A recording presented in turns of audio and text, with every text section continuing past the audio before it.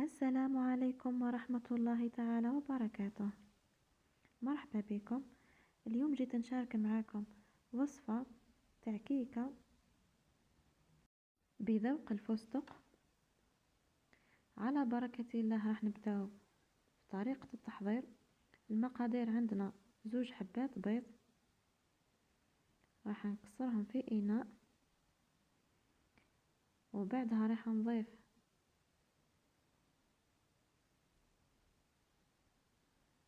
4 كاس تاع سكر حبيبات أو سكر خشن، عندي رشة تاع ملح.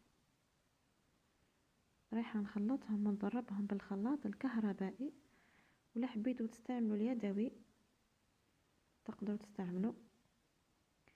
هنا عندي الزيت راح نضيفها بالتدريج،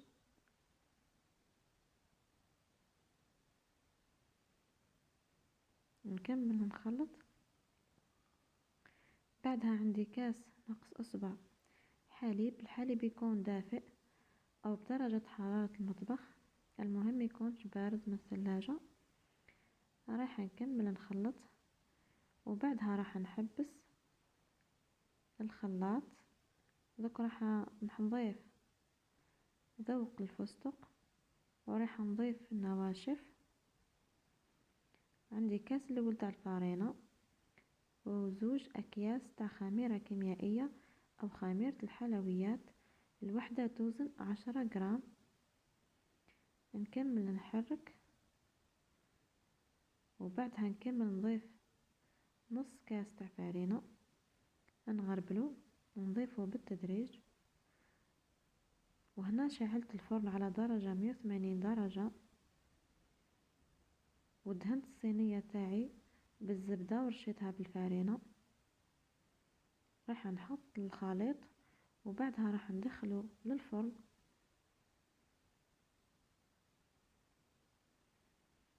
ودركا راح نحضر طبقة الكريمة، فيها كاس غبرة شونتيي مع كاس حليب بارد جدا جبته من الثلاجة. نضربهم مليح بالخلاط الكهربائي. وهنا الكيكة بعد ما حمرت وطابت، وهنا راح نشربها بالحليب. إلا حبيتوها مشربة مليح استعملوا نص كاس، ولا حبيتوا تشربوها بالشربات لكم الاختيار. وبعدها درت توبينج ذوق الفستق، هذا اختيار، اللي ما تحبش ديرو ما ديروش. ودوكا راح نوجد الطبقة الأخيرة اللي هي سوبر كريم. عندي كاس ونص ماء نحطهم في كاسرونة، ونص كاس سكر، و2 ملاعق كبار مايزينا. راح نحطهم على نار هادئة حتى تعقد أو تتخثر، وبعدها راح نحطها. هنا عندي ذوق الفستق. نرجعوا الكيكة تاعنا، راح نحطوا الطبقة الثانية اللي هي لا كريم شانتيي، راح نعدلوها مليح ونديروا طبقة مستوية.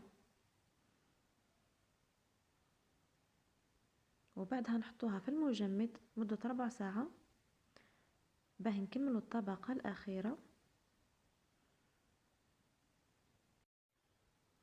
هذه هي الطبقة الأخيرة، طبقة سوبر كريم. الكيكة هذه تقدروا تحتفظوا بها في الثلاجة لمدة 4 أيام وحتى 5، وتقدروا تستعملوها وتعتمدوها كمشروع للمقاهي. وهنا راح ندير خطوط بلا كريم شانتيي،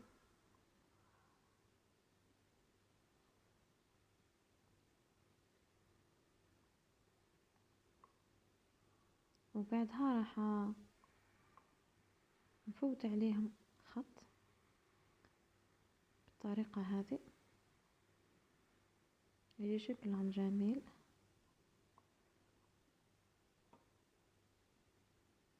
وهنا راح نقطعها، ولا حبيتوا تقطعوها ترونش او مربعات كما قطعتها انا.